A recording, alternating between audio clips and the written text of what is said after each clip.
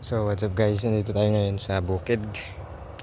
So naghahanap tayo ng katuwaan at nakakita ako ng sapot. Eto.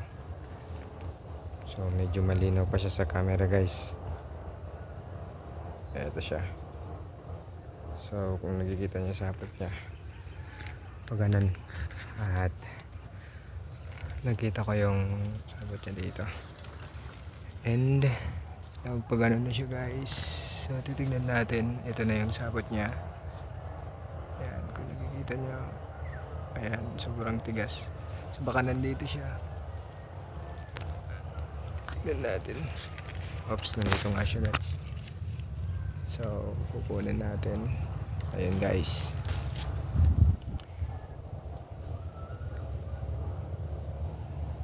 So abo-abo siya guys.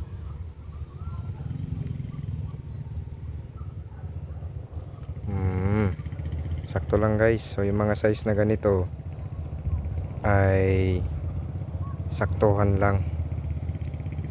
Hindi ko siya ma-open. So try natin i-open.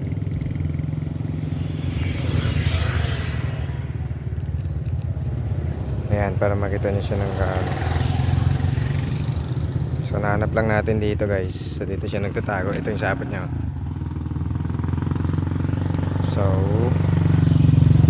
ayun lang guys. Madali lang maghanap ng gagamba dito. So maaaring yung sapot niya pababa dito. Yan. Ang ganda ng kanyang katawan. Papalabasin natin siya guys. Papagapangin natin.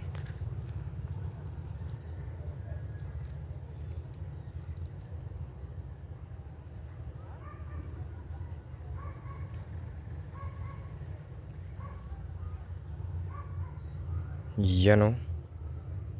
Balbonan guys. So yun yung mga gagamba dito sa Isabela. So ngayon papakawalan natin to guys kasi hindi siya gaanong malaki. Pero ang ganda ng kulay niya guys. Green, may pagka green. So yun lang guys. So ganun lang maghanap ng gagamba. Babalik ulit natin siya doon. And saka na lang natin siya kukunin kapag malaki na.